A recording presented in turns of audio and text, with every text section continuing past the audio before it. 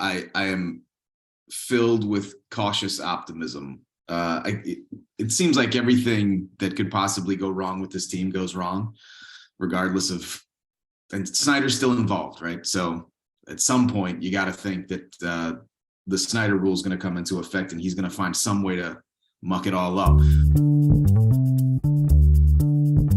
Greetings and salutations, and welcome to the Odd Coaches Podcast. I am your host, Dr. Keith Adams, and with me today are my cavalcade of stars, the benefactor of the Odd Coaches Podcast, Brian Bobby. And Brian, how are you this morning, sir? Fantastic. Couldn't be better. All right. And team leader for life, Mike King. Mike, it is good to see you, Mr. King. How's it going? All right. So on today's Top Shelf Tuesday edition, we will discuss the upcoming Washington Commanders sale. That's why we have Brian here. Is it decision time for D-Hop and the other free agents? New gambling details for the NFL. That's why we have Mike here. CBS Sports did a ranking of all NFL head coaches. I'm curious to see what my colleagues think. And we will talk about some retired players, and we need to do something better with our money. But first, the Washington Commanders. The NFL sent a memo to the owners that a meeting would take place July 20th to discuss the sale of the Commanders from Dan and Tanya Snyder to the Harris Group for a record $6.05 billion with a B dollars. It is likely that a vote will take place based on the anticipated unanimous approval by the Finance Committee. They really want to get rid of Snyder, and it takes 24 of 32 owners to vote in favor of this.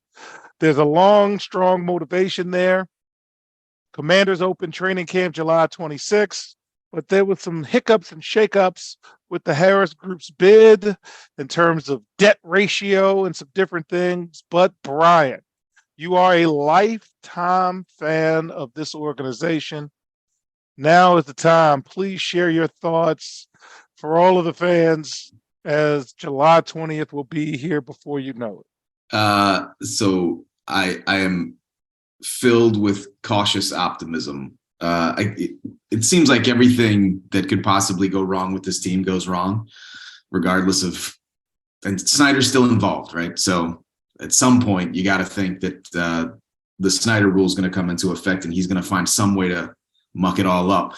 But I think he's got to stop looking his gift horse in the mouth too, because he's going to be making $5 billion on the sale of this franchise for doing pretty much nothing except ruining it.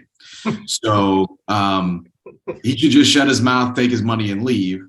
The ownership is just as excited to get him out of the league as the fans are excited to get him out of Washington. And if this thing really goes through on the 20th, which again, I'm hoping that it does, it will be the best feeling in Washington football since the Super Bowl parade in '92. Like, there's nothing that's going to be able to surpass this. I can imagine that game one will be a sellout again, and we may actually see more Washington fans in the stands than opposing teams fans, which is again something that we might not have seen in the past couple of years. And so the pervasive attitude amongst the fan base, and I think amongst the NFL NFL fans in general, is that nothing is going to happen with this team until Snyder gets out of here. So once that happens, we can finally turn the page, and hopefully better days are on the horizon for us. But I mean, there's always that feeling in the back of my mind that says something's going to blow up in the next 10 days that is going to create a scenario where this doesn't happen, and we're consigned to another year of absentee ownership from the Snyders, and which is better than present ownership of the Snyders. But I still just I can't get myself completely excited until the ink is dry. Do you feel better? Because I know a lot of fans out there that I've talked to, similar to yourself, have echoed these ideas. So I'm going to let that be the word. And now Mike, you're going to help me out with this. Is it time to get off the pot and make a decision? DeAndre Hopkins is 31. Patriots and Titans have reached out to him, brought him in, wand and dined him. But the Kansas City Chiefs still hang out there as a possibility as they try to maneuver some things. We've heard that Mac Jones and Ryan Tannehill are not the best quarterbacks that he may want to play for. But a bird in the hand beats two in the bush. Training camp is less than a week away for some of these teams, Mike. What are you thinking about guys like D-Hop and Dalvin Cook and some others? Is it time to make a decision or ride it out as long as you can? What do you think, sir? For them, I'd ride it out till I find the perfect scenario. Especially if my choices are Mac Jones or maybe Patrick Mahomes. I'll wait as long as possible to get that Mahomes option. If I'm the Chiefs, I don't really care either way because I could take guys off the street and he's going to make them great. So it doesn't really matter. But for DeAndre Hopkins, if he gets in the right place, does a 1-year deal, maybe he can make some some decent money at age 32, 33, 34. So if I'm him, I'm waiting. Dalvin Cook, same idea, because for running back, it's all about stats. You got to find a place where you're going to get the right amount of touches. And for him, hopefully someone better than Kirk Cousins to hand you the ball. So maybe you can win. So yeah, for both of them, I'm thinking go to the right place, try and get the best opportunity for the second half of their careers. Brian, agree or disagree, sir? Yeah, I mean, they can wait for training camp injuries and all kinds of stuff. Something's going to open up somewhere. I feel like the Jets are probably going to need some. They're going to need some help at some point, and who better than Aaron Rodgers to sling you the rock? So, I would wait as well. Okay. All right. Is this bad timing for this announcement? The NFL announced last week a multi-year extension to its partnership with Genius Sports, an international firm that distributes the league's official play-by-play data to media and sports betting operators, and a low-latency live game feed that is used for live in-game sports betting at sportsbooks. The partnership between the NFL and Genius Sports, which was established in 2021, will be extended through the 2027-2028 season. Mike, a lot of talk about gambling. And after last week's news, is this the right time for the NFL to come out? Are they, dare I say, hypocrites? What do you think, Mike? Well, of course they're hypocrites. All these leagues are hypocrites because they're going to punish people for gambling and make these deals with these gambling companies. Is this the thing where the betting odds change before you're watching it on TV because they're based on what they're seeing in person? Is that what this is? Let's go with it because the NFL uses Genius Sports to track betting action in the league. Yeah. They also use it for player prop bets, micro betting, same game parlays. So I'm thinking that's what you're talking about. Because then you go online and you find out what's about to happen. Like it ruins the experience too. So like I don't know. All the gambling stuff, they opened Pandora's box and now they got to all deal with it. Brian, you are my levity. Is this a good time for them to announce this, or this is kind of bad time? I mean, it's not going to matter at the end of the day, right? It's the NFL. People are still going to watch. They're not. I mean, I'm not gonna turn on the lines, right? So I don't know what's going on TV.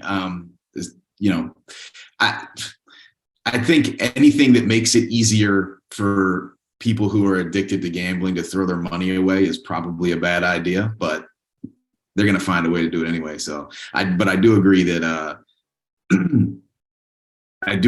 it's hypocrisy on the greatest scale, because you're talking about a league that already people have conspiracy theories out the wazoo about how they're fixing games to get what they want. And now you've essentially created a scenario where the executives now are in bed with the betting syndicates. And it's just not, it doesn't make sense on any level, but whatever. All right. And finally, in this segment, Bill Belichick. Fans, if Bill Belichick coaches at least 2 more seasons, there's a good chance that he's going to set the record for the most wins by an NFL coach in the history of the NFL. However, he may break the record of most losses by a coach. He is 13 losses away from tying Dan Reeves and Jeff Fisher for the most losses in the regular season. And the most losses in playoffs is Tom Landry, the coach of my childhood team. Bill Belichick is 71. Will he make it? So right now, Belichick stands at 3 on the all-time list. He has 298 wins, and he's trying to get to Don Shula's 328. I don't know if those Patriots can do that in 2 years, but what have you. And then in the all-time, Don Shula has 347, including playoff wins, and Bill Belichick has 329. So, fellas, if he hangs on, he could have both records, similar to, I think, Lenny Wilkins or somebody in the NBA has that. Is his legacy on the line this year? Or, hey, it's still Belichick. He still got the championships. It's all gravy now. What do you think? Brian, what do you think?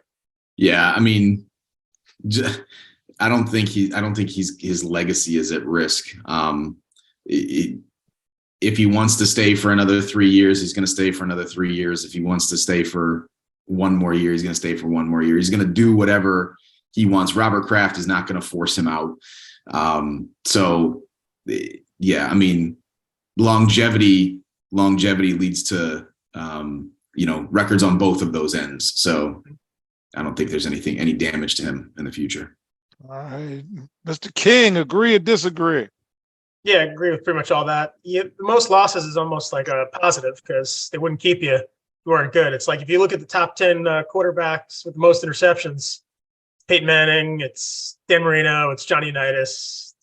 There's not a lot of bums because if you're a bum and you throw interceptions, then bye-bye. All right. So with that, fans, when we get back in segment 2, we're going to evaluate the current head coaches. Let's see if CBS Sports Line is on to something, or maybe they were too harsh, too easy. We'll be right back on the Odd Coaches Podcast. The reviews are in for Dr. Keith Adams' book, Finding the Balance, My Personal Journey to Academic and Athletic Success. College professor and student-athlete academic expert Dr. Lisa Rubin said, "There is nothing out there like this book, so I do hope people will pay attention and give it a read." Former George Mason standout Fowler and Campbell said, "Consider this book an opportunity to work directly with Dr. Adams, just like I did. I assure you that there will be something you can take away that will be useful to you throughout your personal journey." Ryan Waite, a recent college graduate who is a software engineer, said, "I like how the book is based on research, which makes it good for general students as well as student athletes." The book serves as both a memoir to Dr. Adams' 30-year academic and athletic career, as well as an instructional guide to assist student athletes, parents, coaches, teachers, and administrators navigate through the challenges of finding a better balance between academic and athletic success. The book includes over 15 personal stories and anecdotes from Dr. Adams, along with numerous former players and colleagues from a variety of sports and endeavors. You can order your copy at www.ckasaveproject.org. From the main page, simply click CKA Save Project Services and order the Find the Balance book. For more information, contact Dr. Keith Adams by email at cka@ckasaveproject.org. Welcome back to the Odd Coaches Podcast in segment 2. We're going to have some fun evaluating NFL head coaches. But before we do that, got to tell you what I'm looking for in terms of these rankings and any evaluation. You have to implement the organizational vision and mission. So the organizational vision is what you want to do, big picture, and the mission is how you're going to do it. You got to delegate duties because you can't do everything. So as I look at this list, I'm looking at the coaches that are doing way too much. You got to have staff management. That means you got to hire great people and then let them be great. There's one team in particular that had somebody pretty good, but the coach didn't like it. So the coach is going to do the work, and we'll get to that momentarily. You got to know talent evaluation. KYP is know your personnel. There has to be a level of predictability about your game planning. That's why it's called wrinkles. Okay. You can't come in looking at Brian on the screen like Marty Schottenheimer had this like 800 page playbook and nobody knew any of it. You have to have structure, which are boundaries, your expectations, disciplines, accountability. How are you going to measure and monitor your progress and support high levels of help? That's fan base, that's organizational base, that's a cross pollination type thing. So with that, share your thoughts on the sports rankings. We're going to alternate. Mike, starting with you, the Bears, 32. Matt, a briefless or something. Cook knows the name. I don't know the name. What do you think? Is he the last guy? Because we're going in reverse order. It's a name that I just heard for the first time now. So I think 32 is fair. Yeah. Okay. Brian, 31. Jonathan Gannon, Cardinals. I don't think the Cardinals are very good this year, but what do you think, sir? I mean, I think whomever is in the bottom is the first-year head coaches because we've got no book on them. So it makes sense to me. Okay. Mike, Josh McDaniels. Raiders. I think this is too low. He's not great, but there's a lot of bums here. So I don't. Didn't he win a playoff game with Tim Tebow? Was he the head coach at that time? I remember the game and John Elway going crazy off the slant, but I don't know if he was the head coach. If that was him, that alone moves you higher. Even if it's not, okay. He's proven more than some of these guys. Okay. Brian, Arthur Smith for the Falcons. When that hire didn't make a ton of sense to me in the first place, so to see him in the bottom fifth of the league is not surprising. Hey, Mike, you know I'm rooting for this guy. Todd Bowles for the Buccaneers. Rent don't own. I think a little higher. Again, I'm looking at some of the names here. I wouldn't. Disrespectful. He's got nothing. Brian, 27 is Dennis Allen for the Saints. I gotta be honest, I don't pay attention to the Saints at all. So neither do I, other than crab cake. So I looked and said, "Who's Dennis Allen?" Okay. I don't have any idea. Mike, 26 is Robert Saleh from the Jets. 26? They were way too nice to Robert Saleh. What has he done with the Jets? What has he done? You look at them last year; they beat no one. Everyone was hurt. Every good win they have was against like a third-string quarterback, except when they beat Packers. Prove it. This is your year. You want to be higher on the list? Prove it. If not, you're going to be off the list. Okay. 25, DeMarco Ryans for the Texans. Brian, what do you got? So it's his first year this year, right? I believe this is his first year, and they popped him to 25. Well, I mean, I think you mentioned a lot about culture and all of that as you mentioned about the team. I know DeMeco Ryans was an original Texan, and so I think. Wasn't he at San Francisco? Because I remember following mentioned that. I think he primarily played for the Texans, and so I think the fact that he's got some institutional knowledge of how that organization has run will help him better than some of these other first-year head coaches. I don't have a problem with it, but again, I think anyone who is a first-year head coach should be at the bottom of the list because we don't have any idea about how they're going to do any of the things that you mentioned. Okay. Mike, 24, Shane Steichen, Colts. Didn't he come from like Philly, I think? Yeah, he worked with Hurts and was part of that offense. It's his first year, so I think it's fair, but he's got a good resume. He's 38 years old, which in some ways is insulting for those of us older than that. But I think he's someone who potentially could be a future bottom of this list. So could be a good hire. Bottom, like top 10, let's say. All right, Brian, 23. Brandon Staley from the Chargers. This is kind of a put up or shut up year for the Chargers. What do you think? Yeah, man. I mean, I think they're what they showed last year. If that was a reflection of the head coach, not great. So Herbert backslid. I know he was hurt, but yeah, he's got to show something. Yeah, I'm in agreement. I'm surprised at this one, Mike. Dan Campbell's 22 from the Lions. Those guys play for him. Disrespectful. I mean, if you look at his career win-loss percentage in his 2 years, it's obviously bad, but he coached the Lions. And at the end of last year, they were playing as well as anybody. Players love him. I heard Dable said a story when he interviewed him for a job. He was like throwing chairs and throwing desks. He's like a crazy guy. It seems great. Love it. I think end of this year when the Lions are good, this list next year will be way better. All right. It just lucked up this way, Brian. But 21 is Ron Rivera for the Commanders. I mean, obviously this is my team. I don't see how he's not worse than a couple of the guys that have already been mentioned. He had one really, really great year with a quarterback who had a transcendent year. And since that, he hasn't done anything much. The one time he made the playoffs in Washington, he did so under 500. So I mean, maybe definitely bottom third. So that's good, I guess. But I'm not thrilled with him. All right. Mike, 20. Kevin Stefanski from the Browns, and he's got a full year at Deshaun Watson. What do you think? He spent his entire NFL career with the Vikings and the Browns. What have they won? He's been there. He's 40. He's 41 years old. So he's been around the league for probably like 15 to 20 years. You think a lot of good Vikings and Browns stuff the last 15, 20 years? Not to my knowledge. How is he on this? How is he on this list, let alone this high list? Okay. That's what I'll say.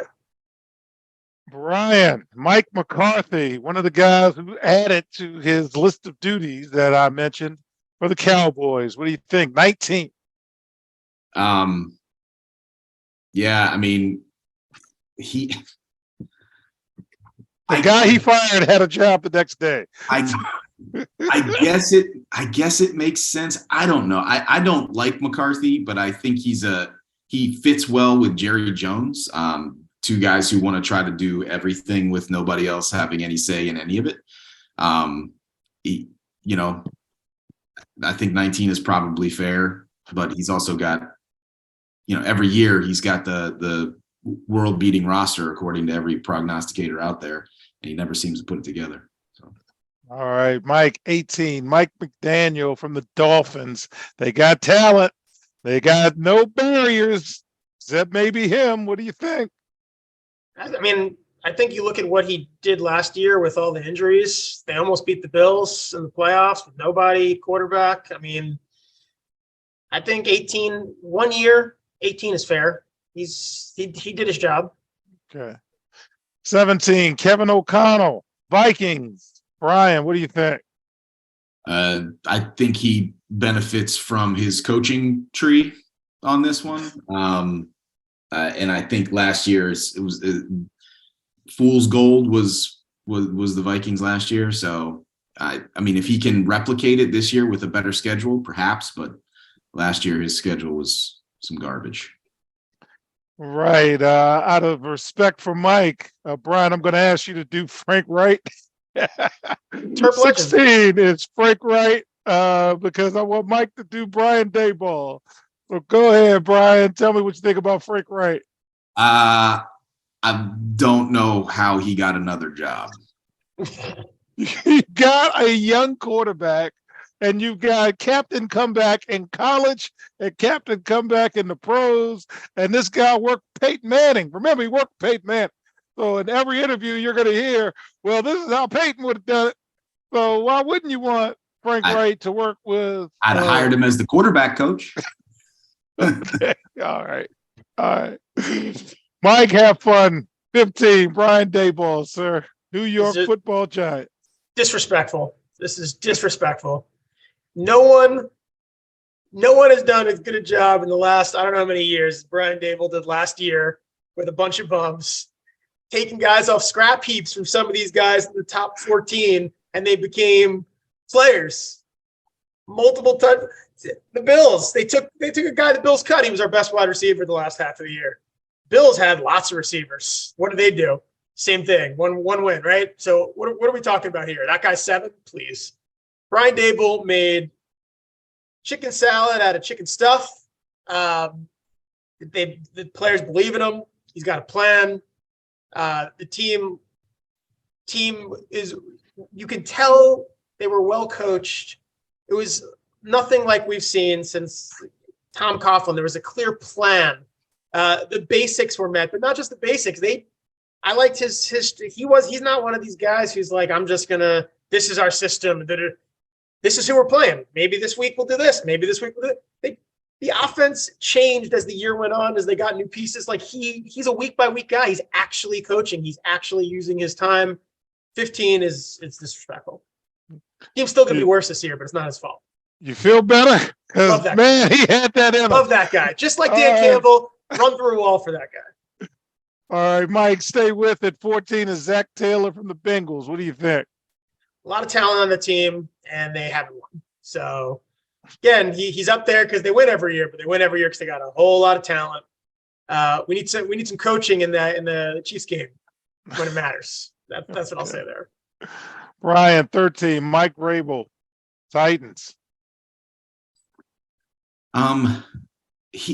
I can't really get a read on whether he's actually a good coach or not, or just he has players who play out of their mind for a given year. I don't know. I mean, AFC South is terrible, man. And based on results, I guess you can't put him too low, but I can't really figure him out. All right, 12, Mike, Nick Sirianni for the Eagles. The biggest piece of garbage in the entire National Football League. Here's the thing. You can mean mug in the camera when the team scores a touchdown now that you're on top. The way this works, you're not going to be on top forever. So eventually, all those teams that you were being you for, it's going to come back to bite you. And when it does, he's going to burn so fast out of the league when that happens, because he's too much, I think, like I would be in that job. He's not an adult. He's a child. And from one side, I respect it, but he's an Eagle, so I don't. I can't wait to see it all blow up. Can't wait. And when it does, that's going to be the NFL at its peak for me. When he starts imploding, hopefully the Giants are on the rise at the same time. I will really, really start enjoying the National Football League even more. Brian, I'm glad America is seeing the high level of petty that we have known for years and years. He agrees. It's in the NFC East. He agrees. Number 11, Matt LaFleur. Brian, what do you think about the Packers? I think Matt LaFleur has a lot riding on whether Jordan Love is going to be decent. And tell me he looks good. Well, lots of people look good. Ryan Leaf was a number 1 draft pick. So I think it's first round draft. Excuse me. Thank you.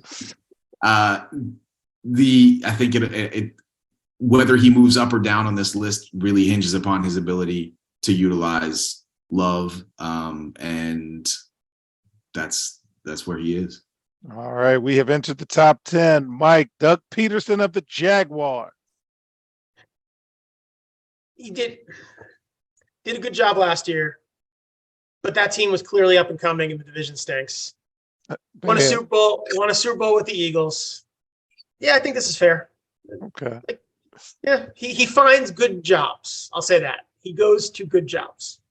Okay. Brian, number 9, one of my favorites, Pete Carroll at the Seahawks. I find him to be odious as a human being, but I think that I think you can't question his coaching ability and the fact that he was able to do what he did last year with his quarterback situation. I know he's a defensive guy, but that speaks to putting players in the right places. I'm putting coaches in the right places. So yeah, I mean, I don't have any problem with this. Only on the Odd Coaches podcast will you get odious in a regular sentence. All right. 8, Mike. How did this guy get 8? Sean Payton for the Broncos. Is this a lifetime achievement award? Come on, man. This is where I start to have a problem with the list, because if this is based on your career, then we have the wrong top 3. If it's based on the career, fine. Sean Payton goes down on the list, but then we have the wrong top 3. If it's based on right now, how is Sean Payton number 8? He's been on the Colin Cowherd show, which is the lowest place you can be as a sports person outside of the Skip Bayless run show. So I don't understand how you put this guy here if we're basing it on right now. What have you done for me in the last 3 years? Not much. And what did you do prior to leaving? Because there was a reason you was leaving. But Mhm. all right, Ryan, 7 is Sean McDermott from the Bills. 7? Aside from having a really, really great quarterback, I'm not sure systematically that he is the reason for the success. So I don't know that I would necessarily put him here. I think I can't say that coaching decisions are his reason for not being successful in the playoffs. He's hit juggernauts, but could he have made different decisions that may have led to different outcomes potentially? I think the fact that I don't know enough about the Bills to speak outside of the playoff games, but I haven't been impressed with how his defense has showed up in the playoffs, and that's problematic. All right, Mike, 6, my favorite coach, Mike Tomlin of the Steelers. What are you thinking? 6, come on. Again, disrespectful. He's been the coach of the Steelers since I was either a second or third year teacher. He's never had a losing record. I've been teaching a long time. There are people that I taught that are 41. 41. I'm 40. That was a student teaching thing. Anyway, he's been winning or not losing for a very, very long time. How's he 6? It's ridiculous. It's ridiculous. All right. And speaking of ridiculous, Brian, John Harbaugh is 5 for the Ravens. Or maybe I'm being too hard on. I don't know. Again, maybe it's the gravitas around him, but he hasn't won anything. Nothing. Doesn't he have he's got the 1 Super Bowl, doesn't he? Did he win? Did he win? He beat his brother. He beat his brother. Right. Beat I'm his sorry. brother. So Harbaugh had to win. I don't like. Yeah. Yes. Yeah. I mean, I think it's too high. He's got the greatest kicker in NFL history and refuses to use him every single fourth quarter when they need to get a field goal. Hey, franchise, that was King that brought up the kicker. I just wanted you to know that. And outside of the fourth quarter, just he doesn't seem to utilize one of his most interesting weapons ever. Get points on drives and you're going to win games. I mean, he never uses the kicker. That's just him. It's so strange. All right. So and he's a special teams guy. Special teams guy. Okay. So 4, Sean McVay. King, that's you. What do you think about Sean McVay? He's young and he has a scruffy beard. He won once. How's he 4? They were terrible last year. If winning, we've already seen you can win a Super Bowl and be ranked in the teens. So why is he 4? Because he won 2 years ago instead of 12 years ago. Who cares? He's not. Bobby and 3, Bill Belichick, Patriots. I don't know how you can't put him 1. I just don't. I mean, I watched the last 2 years, sir. I'm not bad at being 3. Yeah. And the dude who left won. I don't make the rules. Right. You look like trash right now, man. That's fair. I mean, that's fair. I would, any of these top 3, obviously, I would lose my mind if somehow they came to Washington, right? But I would, with a similar, and a lot of it goes on him because he's the talent evaluator as well, right? So a lot of the last 2 years has been his fault. Yeah, man. What about that decision with the OC and the D? Oh my goodness, that was just bad. But I think he was so good for so long that I would just as well have him as Andy Reid. Okay. All right. So Mike, 2, somebody that the Commanders actually did have on staff. Kyle Shanahan is head coach of 49ers. They got him 2. the boy genius. What do you think? This is the biggest joke on the entire list, and it's not even close. The guy's been the coach for 6 years. Do you know how many years they've had a winning record? It's less than you think. It's not 6? 3. Okay. And the 3 losing record years are like 4 wins, 6 wins, 7 wins. So it's not like, oh, they were so close. They lost. They were bad. So 3. Half the time he has a winning record. And you're telling me Mike Tomlin, who also has a Super Bowl and has never had a losing record, is 6. You're telling me Bill Belichick, who has all the Super Bowls, is 3. You're telling me you could go down this list and find at least 5 or 6 people with way better resumes where it's not even close to Kyle Shanahan. I think if you really wanted to get petty, you could find 15 that could be higher. This is a joke. It's a joke. All right. And number 1, Brian, Andy Reid, Big Red from the Kansas City Chiefs. Are you all right with that? You can't really argue it, right? He's been great wherever he's been. I do want to point out that there's at least 3 of these young coaches who have been in the Washington coaches room, and they elevated none of them. So wait a second. Let me make sure I'm good, because you're right. So 3 of these coaches were all on the staff at the same time, and now they're all ranked, because they all have head coaching. They're all ahead of Ron Rivera. The Giants had an assistant room of Tom Landry and Lombardi, so I don't want to hear any complaining out of you.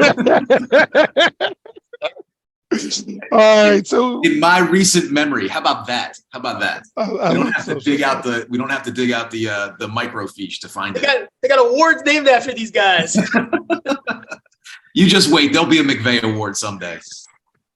That's right. I forgot about Sean. It was Sean McVay, Matt LaFleur, and the Shanahan kid, right? Yes. And they all had some type of legacy, not to get historical. Right.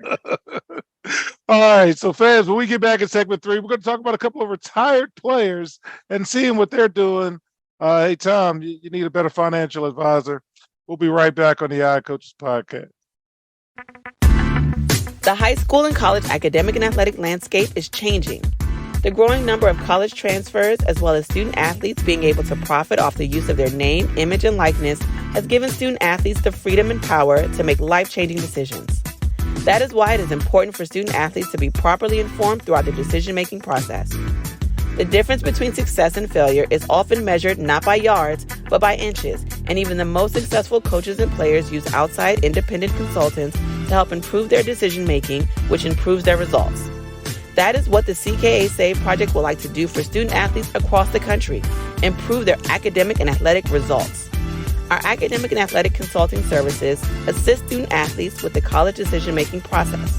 The CKA team of former high school and college coaches can provide student athletes an independent assessment of their academic and athletic skills to assist student athletes in their college decision-making process. Let the CKA team evaluate your academic and athletic ability to assist you in finding the right fit for your academic and athletic career.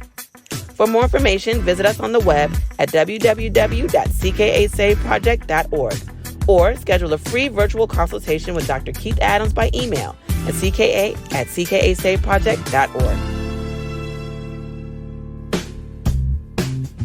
Welcome back to the Odd Coaches Podcast. And in segment 3, we're going to talk about retired players.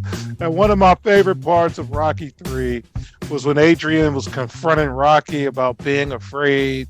And this segment is on retired player news, because when we're done chanting your name, it's going to be us. And we can't live this way. So let's see how some of these retired players are living. Tom Brady. Captain America Tom Brady logs millions in the collapse of cryptocurrency company FTX, which he served as an ambassador. The New York Times reported last week that he received $30 million in now worthless stock, and his then wife, Gisele Bundchen, also received $18 million in now worthless stock. FTX filed for bankruptcy. Other players and and people were involved with them. So you had Shaquille O'Neal working with these folks, Larry David of Seinfeld fame, Naomi Osaka. She's too young to be losing this kind of money, and Steph Curry. Brady is 45, and he's still ranked among the world's highest paid athletes. How much does this hurt the TB12 brand, Brian? I mean, I don't think it's a lot. FTX and Bankman-Fried had the entire financial sector hoodwinked. It's really hard to expect that a professional athlete is going to be able to uncover what federal regulators couldn't. So I'm a little bit confused about all of it.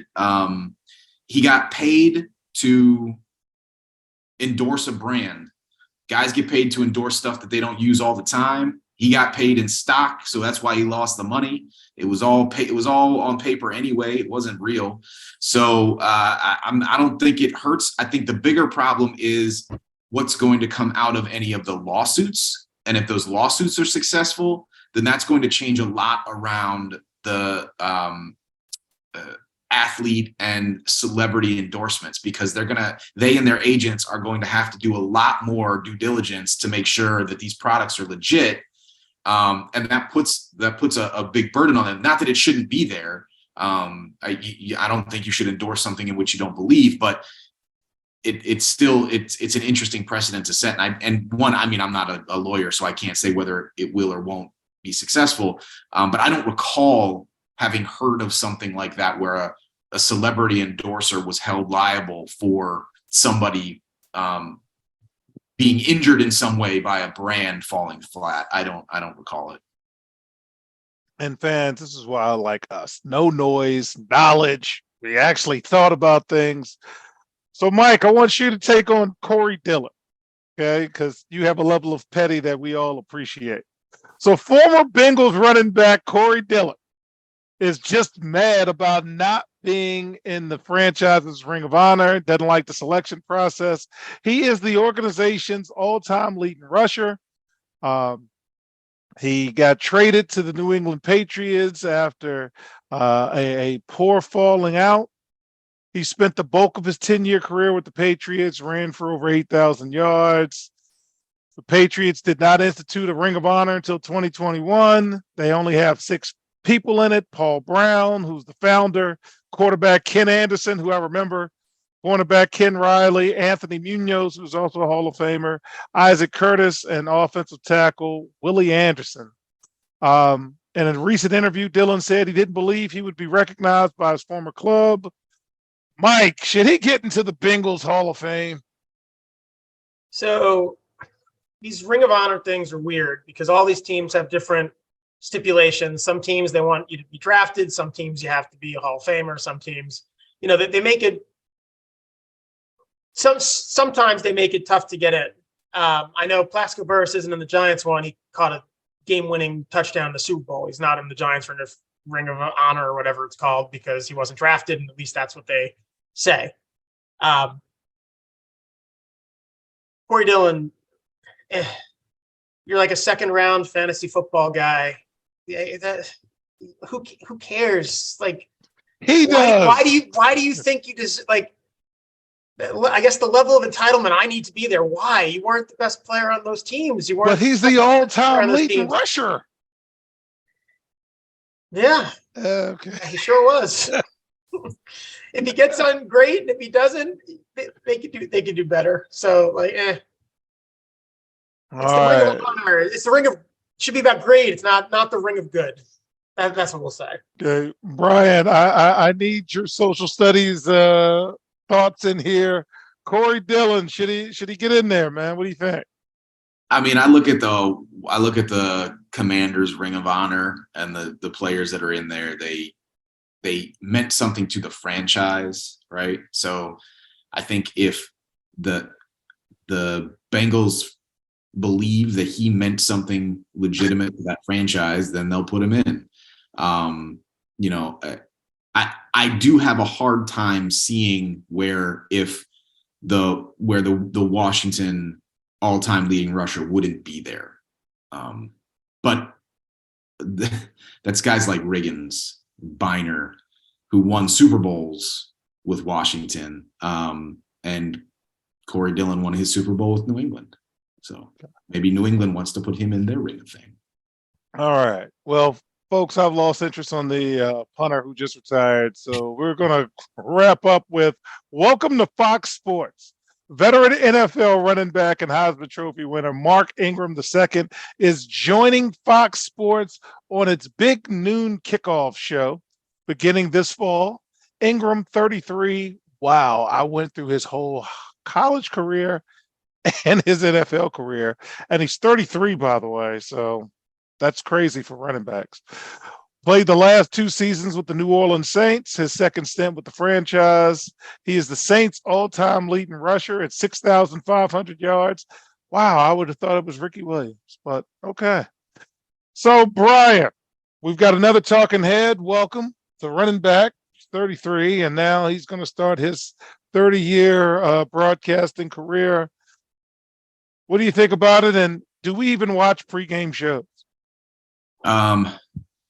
I try to avoid it whenever possible. There's far less. I mean, I don't need to see somebody running a play on a AstroTurf field in a facility somewhere to show me what it would look like when you can just show me a video of it happening in real time. So I'm not a big fan of it, but I think I also value former players' perspectives when they're presented effectively. So there's some players that I just cannot listen to. But I like the fact that we're stopping with the no-name offensive lineman. It's nice to see somebody who actually maybe held the ball and found a hole. That's nice. Mike, what do you think about Mark Ingram getting on to the pregame shows, and do you even watch pregame shows? Maybe background noise. Nothing I'm paying attention to anymore. I used to care a lot more. The NFL and an NBA are the 2 sports that have the right balance for these shows, where it's funny. It's not. It's the right funny though. Like hockey's is terrible. They have just former goons, and it's next to Wayne Gretzky. So you have like the greatest of all time next to a buffoon, and that's not fun. And then baseball, you have A-Rod and Ortiz. It's like hated people. So who wants that? So NFL gets it right. I don't recall like knowing Mark Ingram is like a boisterous personality. Like Michael Strahan, it was obvious his whole career. He's gonna do great this next, whatever that next step is. Mark Ingram, maybe. He just wasn't in a market where I saw him, saw that, that side, but good for him. All right. So fans, full episode today, and that's just the beginning. From August 13th through August 20th, 8 straight days of content. You will hear our breakdown of every division as we prepare for things that are strictly for entertainment purposes only. Our Cavalcade of Stars will break down the entire NFL to help you get ready for the season, so stay tuned for more information. But on behalf of my Cavalcade of Stars here, Mike King and Brian Beaubien, and my tag team partner, Coach Mike Francis, I'm Dr. Keith Adams saying thank you for listening and or watching the Odd Coaches podcast, and we will see you on the sidelines. Till next time, take care. The Odd Coaches podcast is sponsored by the CKA Save Project. The CKA Save Project is an industry leader in providing student-athlete academic and athletic support. From assessing student-athletes' academic and athletic skills to measuring and monitoring student-athlete academic progress to improving student-athlete time management and organizational skills, the CKA Save Project provides wraparound services for student-athletes from middle school through college. For more information, visit us on the web at www.ckasaveproject.org or schedule a free consultation with Dr. Keith Adams by emailing cka@ckasaveproject.org. We hope you enjoyed today's show. The Odd Coaches podcast drops new episodes every Tuesday through Friday on most weeks. Make sure you subscribe to the Odd Coaches podcast on Apple Music, iHeartRadio, Podbean, Spotify, and YouTube. Follow the Odd Coaches podcast on Twitter and Instagram at Odd Coaches. Follow Dr. Adams on Twitter and Instagram at CKA Save Project. In addition, follow Coach Mike Francis on Twitter and Instagram at Coach Franchise, spelled Coach FRANCHIZE. For more information about the CKA Save Project, please visit them on the web at www.ckasaveproject.org. See you next time on the Odd Coaches Podcast.